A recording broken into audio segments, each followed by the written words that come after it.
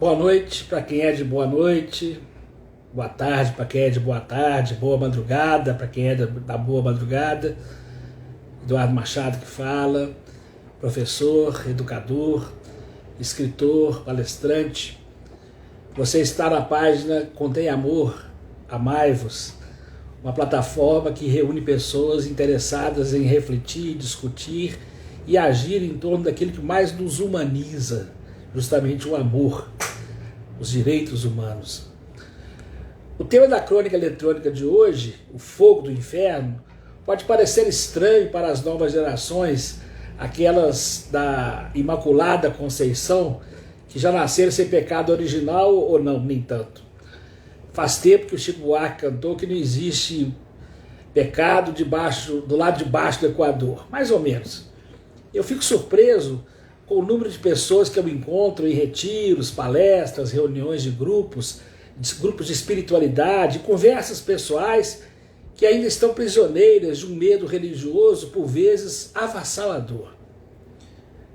Muita gente ainda cultiva a imagem de um Deus vingativo, cruel, rancoroso, que é ao mesmo tempo investigador, juiz e carrasco, ansioso por julgar e condenar aqueles que pecam por pensamentos, palavras, atos e omissões. O medo desse Deus, inculcado desde a infância, pode ser que haja terapia para curar. É o que sucedeu com uma amiga minha, uma conhecida minha, cuja história eu passo a lhes contar. Dona Antônia já havia passado os 90 e tantos, quando deu por cumprida a sua missão aqui na Terra. Filhos criados, netos e bisnetos encaminhados, a vida começou a passar devagarinho debaixo da sua vista miúda. Foi vindo uma canseira, uma preguiça imensa em esticar os dias, cada vez mais longos. E ela decidiu que era hora de abrir vaga para os mais novos e passar desta para melhor. Mas ao invés de encontrar paz e descanso na perspectiva do eterno repouso, o que apareceu, o que brotou, foi um medo terrível de uma ameaça que a acompanhava desde a longínqua infância, o fogo do inferno. Era como se todos os sermões do Monsenhor Juvenal, mais as ameaças de Dona Íris do catecismo, tivessem saído da neblina do tempo e viessem assombrar como fantasmas a pobre Dona Antônia. O pior é que a velhice se limita a braços, pernas, olhos e ouvidos, fechando portas para a realidade do aqui e do agora, deixa solta e até alimenta ainda mais a imaginação. Quem não pode mais correr, ver, ouvir e até falar, resta lembrar e imaginar. E nas lembranças e imaginação de Dona Antônia vieram todos os pecados, ou o que ela imaginava, classificava como tal, da sua longa vida.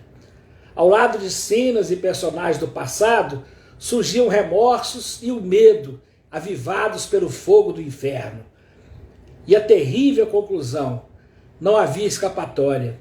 Dona Antônia estava condenada e frita, e o que é pior, por toda a eternidade. Quem primeiro percebeu o drama foi Maria, empregada da casa, que era quem tinha mais paciência de ouvir os queixumes de Dona Antônia. Aparentada ao saber da história, achou foi graça. Só mesmo canduquice, onde já se viu a Dona Tininha no inferno, vai converter o capeta. Mas logo viram que o caso era sério. Dona Antônia sofria e se agoniava com aquele medo que a consumia. Tio Haroldo era médico, o único da família que se formara, e foi chamado para resolver a questão. Do alto do seu diploma de doutor, ele diagnosticou: bobagem, mamãe, inferno é aqui mesmo, esse seu medo é besteira. Vá de reto, Satanás, não venha me enrolar que ainda não cheguei na sua casa, gritou Dona Antônia, escondendo-se sob o cobertor, depois de expulsar o filho como se ele fosse o próprio demo. Carolina, uma das netas, estudante de comunicação na PUC, logo tentou explicar que inferno era uma invenção dos padres para manter as pessoas sob controle. Levou uma bengalada na testa. Em Dona Antônia, o medo estava agora misturado com raiva, o que já era um outro pecado a carimbar seu passaporte para as profundas. A casa virou um inferno. Ninguém mais vivia em paz e Dona Antônia não morria em paz. Esgotadas todas as tentativas domésticas, resolveram apelar para a Santa Amada Igreja. Chamaram o Padre Candinho, um santo homem, para abrir a Dona Antônia as portas do paraíso. E ele veio, munido de sermão, bênção, água benta, confissão, unção, indulgência plenária, todo o arsenal capaz de garantir uma vaga à direita de Deus Pai. Dona Antônia agarrou-se àquela tábua da salvação. Passou a vida limpo, lavou e enxagou a alma no ouvido do Padre Candinho. Confissão de mais de 2 horas, pois além da dificuldade de se fazer entender, depois de aposentada a dentadura, eram 90 e tantos anos de pecados a apurar. No finalzinho, quando o Padre Candinho já engatilhava a absolvição que apagaria o fogo do inferno, Dona Antônia regalou os olhos apavorada. Estou perdida. Tenho um pecado que Deus não perdoa. Eu li na Bíblia. Pecado contra o Espírito Santo não tem perdão. Eu não tenho salvação. E Dona Antônia foi buscar lá na sua meninice de 6 anos a lembrança de uma travessura que custara a vida de uma pobre pombinha. Tininha, levada da breca, resolveu brincar com a ave como se ela fosse uma peteca. A coitada virou paçoca. Dona Eulália ralhou e prescreveu castigo. Onde já se viu tamanha maldade com o bichinho? Quando morrer, Deus castiga. Quando morrer, Deus castiga. A frase ficou gravada nos labirintos da memória como uma maldição e voltava agora. Condenação última, definitiva e sem perdão. Dona Antônia matara um parente do Espírito Santo e estava inapelavelmente frita. A paciência do Padre Candinho já estava derramando pelas beiradas. No último esforço, ele reuniu todos os argumentos teológicos acumulados em anos de seminário, em tempos e tempos de paróquia, nos milhares de aulas, nas milhares de aulas de religião, nos sermões do seu longo sacerdócio, para explicar a Dona Antônia que Deus não é um carrasco, não trabalha na polícia, que ele é um pai amoroso, que perdoa a todos e acolhe a todos os seus filhos, mesmo os pecadores, que afinal de contas somos todos nós. Nada, e além do mais, acrescentou o Padre Candinho, vermelho como um pimentão, o Espírito Santo não é uma pomba.